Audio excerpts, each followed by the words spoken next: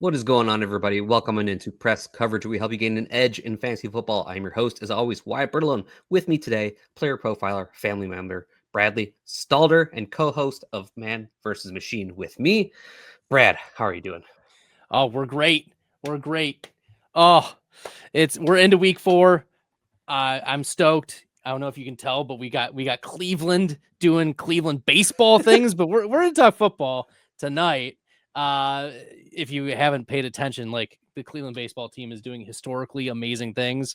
They are. So I have to, outside of Sunday, pay attention a little bit to what magic is happening uh uh on the lakeshore of Lake Erie. So, yeah, at any rate, I don't want to take any more away from that. People are here for the football, not the baseball, Wyatt. Yeah, shout out Guardians, but let's get into the talk we've got for today. We're going from week 3 into week 4. As you said, we've got some players to talk about. We're going to start off with Marvin Harrison. Is he just still the same player that we saw last year? So far, through 3 weeks, 10.1 PPR points per game, and just an 18.3% target share. He's got 1.61 yards per run. That's 43rd among the position. 1.6 yards per team pass attempt. That's 31st among his position. Getting those stats from PlayerProfiler.com, of course. So, our concerns coming into the season, Marvin Harrison, you could say on a film basis, kind of looked good on his own, was still kind of doing things, getting open, like things we want from him, but the ball wasn't getting to him, whether that's Kyler Murray, the offensive system, all those things. That's still kind of happening in this year. And that was the fear coming into this year. We've also got Marvin Harrison Jr. having one of the most egregious drops we've ever seen on what would have been a massive play for him. Would obviously, improved his numbers if he catches that pass. It doesn't improve them like so much that I think I'm being like, oh, everything's fine if he catches that pass. Like, I'm still worried about the role right now. How are you feeling? Oh, he is who we thought he'd be going into the year. Like you mentioned, nothing's changed. There was no change in head coach. There was no change in offensive system. There's no change in quarterback. So what do we expect to hit? There was no significant addition or subtraction to the wide receiver, tight end room.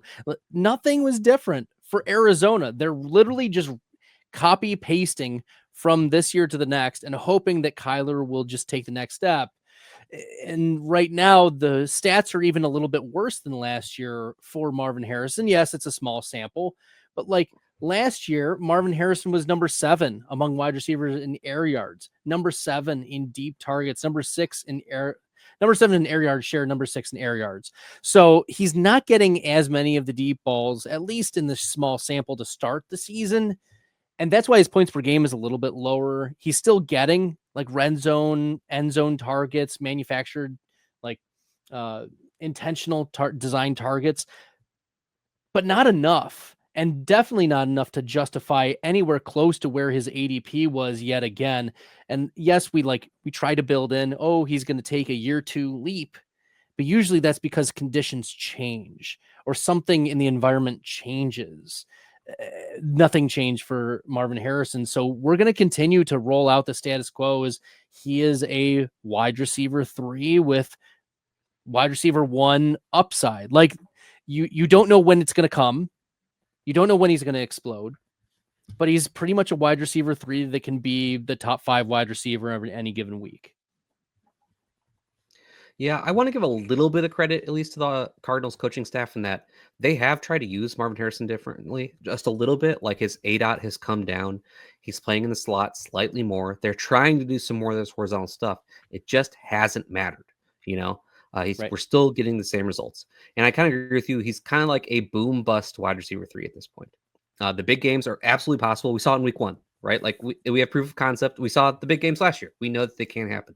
It's just not consistent at this point. It's really hard to feel like Marvin Harrison is a player you got to start. And that's why I say wide receiver 3, because in your normal league, I wouldn't feel like he's a player automatically in your lineup.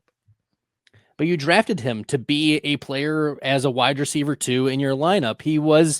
It wasn't as egregious as an AJ Brown, drop off. Finally, AJ Brown has a good week 3, but like we kind of knew that this was within the range of outcomes for Marvin Harrison, that he would not be startable for some games.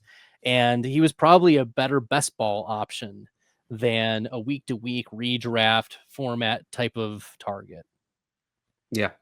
In fact, I think we're going to have a player later on this show that I think is probably just ahead of him at this point, which is something I really didn't think I'd be able to say coming to the season. A little teaser for everyone out there. But let's move on to our second player of the day. That's Daniel Jones. Talk of the season so far. 22.7 points per game. He's 3 rushing touchdowns. He's doing them on the goal line. He's getting the tush push stuff, basically. He's getting the sneaks on the goal line. He has not turned the ball over yet in these 3 games. He's first among QBs in yards per attempt with 9.3. He's fourth in adjusted yards per attempt with 9.7. This is incredible stuff from Daniel Jones. Now, I don't expect this to happen all year long. I do think Daniel Jones is going to be kind of good, though, especially with understanding Steichen, who has a history of putting together these great offenses for quarterbacks. Everyone remembers what he did with Jalen Hurts, who he first brought him up. He got competent offense out of Gardner Minshew, you know? I think it just goes to show you what Shane Steichen can do with any quarterback who can run his offense. And if they can add anything on top of that, as a runner, as Daniel Jones can, giving some mobility. He's even, been good down the field, which is not something that Daniel Jones does that often, but we've seen it this year. I mean, QB1 rest of the season. What do you think? I mean, why not? Why not? There are so many pieces of insulation in this Indianapolis Colts offense. Jonathan Taylor crushing it. So you've got an explosive running game that teams have to treat honestly. You've got Michael Pittman, who is looking very good. He's healthy. Josh Downs is a reliable slot wide receiver. Alec Pierce has played respectably out downfield. Tyler Warren was a solid draft pick. Like, a very talented tight end that's going to continue to grow. So you've got really good pieces in this offensive environment. And you mentioned that Steichen is this is exactly who we hoped Anthony Richardson would be. Like, this offense is designed for a player like Anthony Richardson, but even before that, a Jalen Hurts, a mobile quarterback who can run through that. The joke is that Daniel Jones is Vanilla Vic, right? He can he can run. He's been mobile. We've seen historically the spike weeks for Daniel Jones. We date back in 2022, a 21-point game. In week 4, a 28-point game in week 7, a 26-point game in week 11, right? A 36-point game in week 17. And then in 2023, you have a 31-point game in week 2. The absolute ceiling games already existed in the historical profile for Daniel Jones. So we've seen, and those are from the New York Giants, who we're the New York Giants. All right. And they went through all their struggles. So you have a competent coach with an insulated, good pieces on offense, and a quarterback who has now the confidence of the entirety of this is how you wanted to see. If you were the Indianapolis Colts, you wanted to see this happen right away. And yes, it was against Miami that they crushed in week 1. Denver, that was a quality victory, right? In terms of play. Like, you gained confidence in Daniel Jones because of that play. And then Tennessee, I mean, 15.8 points, fine. Like, you're still rolling him out. So quarterback 7. Ooh, okay, yeah. Well, let's do this or that. As we're on the Daniel Jones's QB1 as of now. Sure. And moving forward, Daniel Jones or Jordan Love? Oh, Daniel Jones. Daniel Jones or Bo Nix? Daniel Jones. Daniel Jones or Patrick Mahomes? Daniel Jones. Why are you giving me easy ones? Those are all easy. That was like, I didn't even have to blink twice here, Wyatt. Because this is him at QB7, as you said. So you're sticking to your word as we go through these players. But now we'll take the test of if you'll even go higher. Sure. Daniel Jones or Drake May? Daniel Jones. Ooh, man, we got to have a talk about that one, because I'm easily taking Drake May there. The other ones I think are all, we can have a discussion. I think they're worth having discussion on. I'd probably say I'm taking Jones over Love and Nix, but I'm not sure about Mahomes just yet. I'm easily taking May. I think he's just a significantly better player and I can rely on his rushing just a little bit more. I What think say my you? issue with Mahomes is that Matt Nagy is still the offensive coordinator Sure, in it Kansas sucks. We City. hate it. And that in and of itself is just It's a good point in its the own. limiting ceiling. You still have Xavier Worthy dealing with injury. He may need a couple more weeks. Rashi Rice is still out for a little bit, and Kelsey is stone cold dust right now. So you don't have the offensive weapons, and you don't have the consistent rushing like mobility that Daniel Jones has. I mean, you have 3 rushing touchdowns from Daniel Jones in the first 3 weeks. He's not going to average a rushing score every game, but for him to get a rushing score, like those are good bets to make. He's one of the quarterbacks that can do a tush push, right? There aren't very many. He can do it. He's built for it, and the offense is coached up to do it. So Daniel Jones, top 7 quarterback rest of the season. I mean, they're fair points. I'm still taking May. Mahomes is close. You know, Rashee Rice does come back at some point. Xavier Worthy is back at some point. I'm not counting on Kelsey. That's not really part of the equation for me personally. And in that division, I'm guessing they'll be playing from behind in a lot of these games too, and in actual shootouts, because they're going to have to try and put up points against the Chargers. They're going to have to, put up points against the Raiders, because Raiders can put up points. They're going to have to put up points against the Broncos. They're going to have to keep doing it. So that one's it's close, but that's the conversation, right? That's the whole point of this, is to say that's where the confidence level is in Daniel Jones. So we're having these conversations, right? All right. We're going to take a quick moment to hear about the DFS Dominator. When we get back, we're talking about Quentin Johnston. So let's put our hoodie on and let's talk about Player Profiler's DFS Dominator. It has a cash game optimizer that leverages the projections from Billy and Bradley and Evan and that Player Profiler AI engine to create cash game lineups that certainly have a high floor, but also give you that ceiling. Now, you've probably heard about the most powerful tool of all, our Lineup Genius. We know winning GPPs requires a completely different approach, which is why our Lineup Genius takes you through the process of selecting the quarterbacks in the juiciest matchups. Then it highlights the stacks and runbacks that are available, lets you pick the chalk level, lets you pick the level of correlation with a number of other proprietary settings available to you. Click a button and it generates hundreds of lineups to be imported into FanDuel and DraftKings. And it's just $45 a year, not a week, a year. So go fight fire with a Player Profiler DFS Dominator. Back here with Bradley Stalder from Player Profiler family to talk about some more players. Quickly shout out, every Monday you can get my usage report on playerprofiler.com, going over top 10 usage trends that I've seen from the previous week. Also, check out Man vs. Machine with me and Brad, where we do different topics each week to give you some information with our conflicting styles that we've got going on. All right, Brad. Quentin Johnston. Is he for real? Because this is the player that I think, if someone asked me a start question right now, Marvin Harrison Jr. or Quentin Johnston, I think I'm taking Quentin Johnston. This year, 18.6 PPR points per game, 22.2% target share, 2.27 yards per out run. That's 21st at the position, 2.21 yards per team pass attempt, 12th at the position. Better than Marvin Harrison Jr. everywhere. He's got the better quarterback. He's got the better offensive system right now. I've been hating on Quentin Johnston since the moment he walked in the league until now.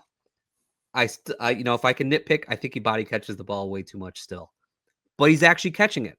He is catching the ball on a consistent basis and making a lot of plays happen. I think he's getting used correctly for the Chargers right now.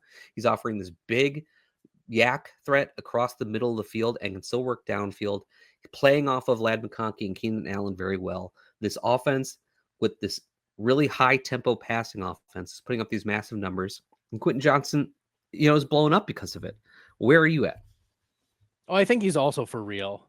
Look, he's not like wide receiver 3 overall like he was for week 1, but are we talking about a top 20 wide receiver in the NFL right now? I think so. The offensive environment is there. You've got the target share. He's pushed Ladd McConkey. Like, as funny as it sounds, Ladd McConkey is 3rd on the Chargers in wide receiver fantasy points per game.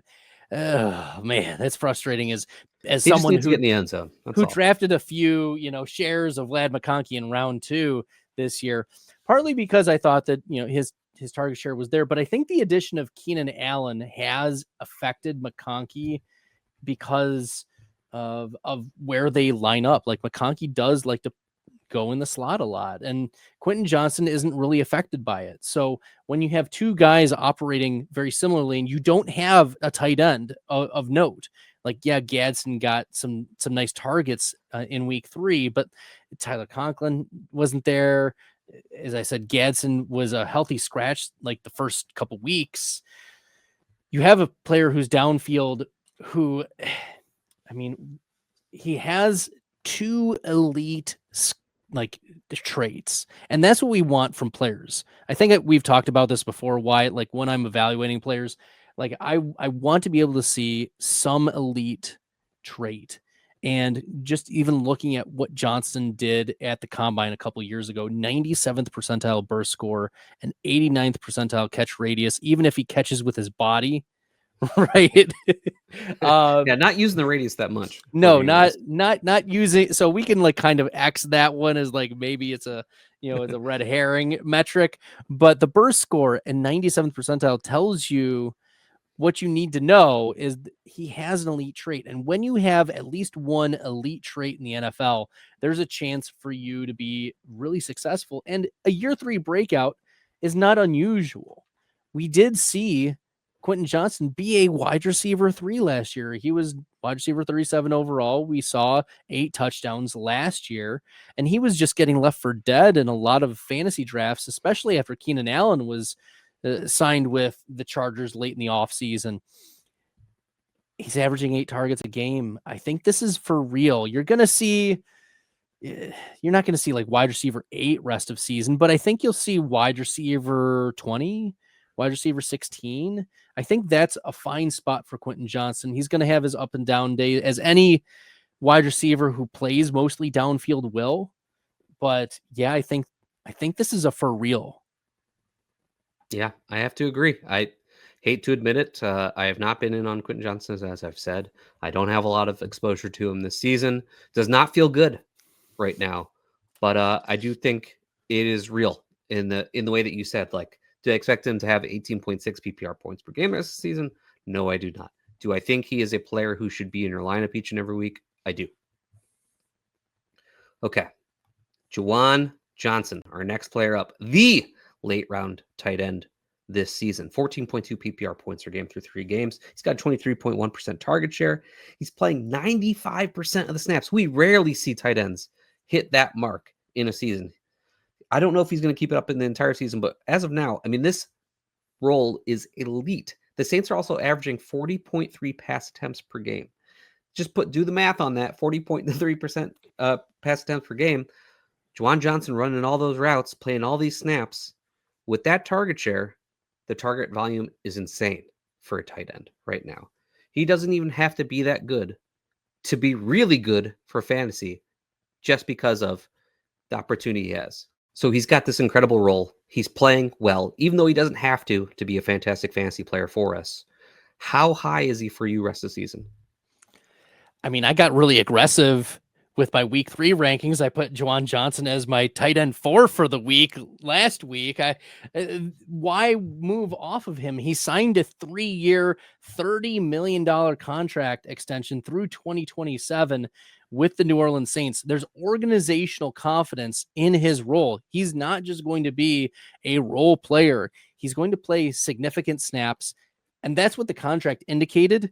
But also, we knew Taysom Hill was not going to be part of this tight end room. So there's snaps available. There's organizational confidence available. The coach speak was very strong on Juwan Johnson throughout the whole offseason.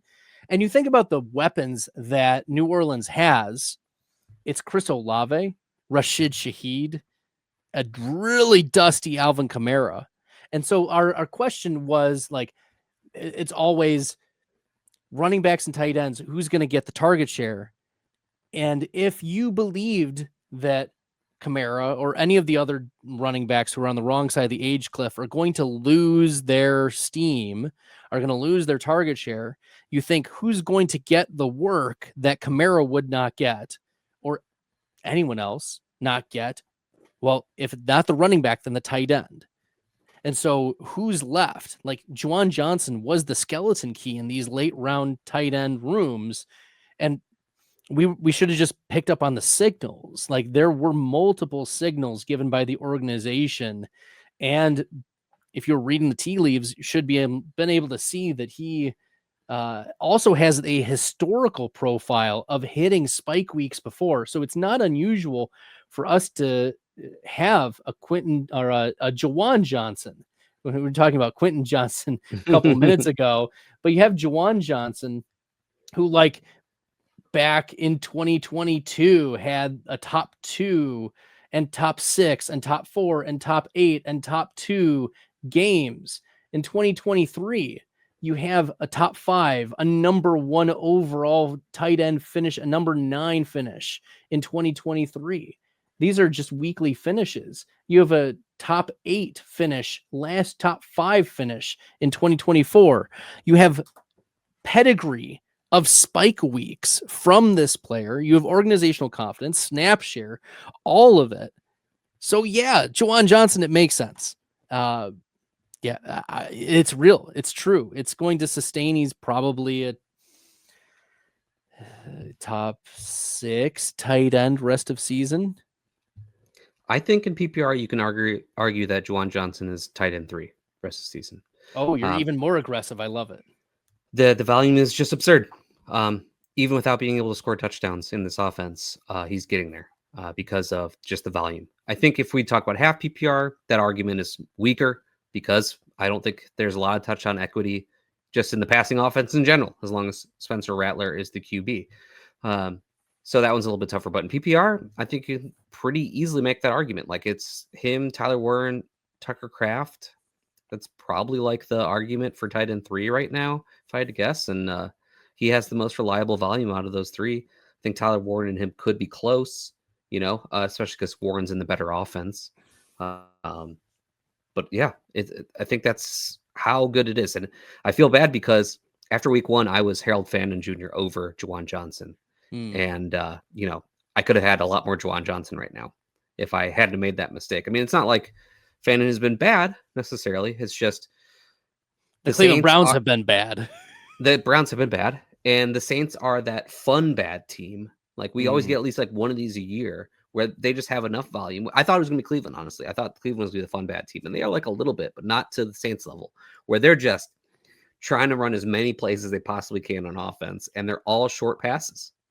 So Juwan Johnson is thriving because of it. You love to see it. Good for him. Sign the contract and then crush. Yeah. All right. Last player of the day. Another tight end, Kyle Pitts. Is he back from the dead, Bradley? 9.5 PPR points per game this season. 17.9% target share. Not great, but good. I think probably the most impressive thing happening so far this year is he's playing 79.8% of the snaps, which would be a career high for Pitts. He's actually getting in on some blocking snaps, which I know what people hear that like, well, I don't want my tight end blocking, but I'm here to tell you that you actually want them to be able to block at least a little bit because it allows them to be in on play action plays, especially in the red zone. They have to be able to at least act like a blocker so the defense believes that they could be on that play to make the play work properly. That's why Pitts has not been getting as many snaps as we'd like for years now, is because he's been a limited tight end. He's been essentially just a large wide receiver and is incapable of playing in line or as a blocker at all. But that's changed a little bit this year. And credit to Kyle Pitts, credit to the coaching staff for getting him here to the point where he can do this. And now he's playing more. It's allowed him to actually score at a higher rate. How much do you believe in this Kyle Pitts kind of bounce back? Well, Wyatt, I'll answer your question with a question. Have you seen the movie The Princess Bride? Of course. Okay. In that classic cult classic film featuring Carrie Elwes, there's a line in there. Is Wesley dead? Oh, he's not all dead. He's just mostly dead. It means he's slightly alive. This is Kyle Pitts slightly alive. I'm not going to say he is resurrected. This is not Kyle Pitts like Dexter resurrection. He's not like been shot in the chest. A spoiler alert, like, for those who haven't seen Dexter Resurrection, like he survives the bullet, the shot to the chest. But this is not one of those scenarios where he's like picking up where we saw him from, or like week where we saw him from season 1, where he was crushing and had his 1,000-yard season. He's now slightly alive. He's slightly alive, and it's good that we're seeing snaps. It's good that we're seeing some targets, but the air yards, that's where Kyle Pitts gets the fantasy points. Like if you can win down the field, 37, 29 air yards in the first couple weeks, I'm not convinced that he's all the way back. So I'm not there yet. I'm glad that there are signs of life. Happy for him. Happy for everyone who's a Kyle Pitts truther. But I'm not back in on Kyle Pitts. They're Wyatt. I'm higher on Kyle Pitts than I was coming on into the season. I don't know how high I am, though, really compared to the market at this point, because I think if people have him as a top 12 tight end, I can't quite get there yet. Because I do think there is still some concerns about Michael Penix, who, let's be honest, might have had one of the worst games we've seen in the NFL as a passer this year in this past week. That was bad. It was rough.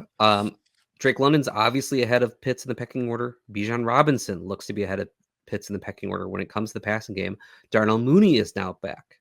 So will this opportunity share he's had, this points still continue throughout the season? I'm not positive, but I do think that Kyle Pitts is at least a tight end that you can possibly stream now. Like I would feel comfortable if I'm in a pinch now, something happens to my tight end and I need to find one for the week. I could see myself picking up Kyle Pitts to do that for me in a week. More like Kyle Pinch. Perfect. Love it. Nailed it. But is he an every week starter for me? Like, am I going to pick up Kyle Pitts and then be like, all right, like I can just, let that be for the time being? Like, no, I'm not at that point yet. I think after Mark Andrews had his big week last week, is he back? Like, I think you could probably say that, like, I'm okay breaking Mark Andrews over Kyle Pitts for now. Zach Ertz, I think that's a conversation. I'm probably going to count on Zach Ertz a little bit more than Kyle Pitts right now. So just trying to put it in perspective, like where I think he is rest of the season. I mean, the Browns tight ends, I think that's still a conversation between Pitts and both Browns tight ends. Dallas Goedert, these are still conversations. So we're working down the rankings. We're getting into mid tight end 2 range and saying like, it's still a conversation. So he's not a locked in tight end 1 for me, but he is someone now who, if I'm in a pinch, as you said, Kyle Pinch. Love it. We're here for the puns. Wyatt, Kyle Pinch. Yeah, that's a good one. If we're naming the episode like we do Man Machine, that would be the name of the episode. But Bradley, I really appreciate you joining me here today. It was a blast. Let everyone know where to find you and all your work. Yeah, Player Profiler at FF Stalder. Do the news desk stuff. Help make sure that we go to playerprofiler.com/news. You can see all the writers that put out blurbs and Giant Tuma's videos, Jeremiah Retzlaff's videos. They've been crushing it. So shout out to the news desk for not only like the individual player blurbs, but also like game recaps, like who stood out this week. Were there any storylines worth monitoring? The team is crushing it right now in full stride entering week 4. So playerprofiler.com/news. Love it. As for me, you can follow me on Twitter at YB_FF. If you haven't liked and subscribed to the video and to Player Profiler, please do so. It's going to help you win in your fantasy football leagues. We are here to help. Sign up to Fast Draft. If you haven't yet, play it in their DFS games. Use code Wyatt for a $50 deposit match. I appreciate all of you. We'll see you next time. Hey, I want to thank you for being part of this broadcast. If you have any thoughts on it, leave a comment. If you enjoyed it, make sure you leave a like. And if you want to see more shows on the Player Profiler channel, subscribe to it. That's how we know you want more.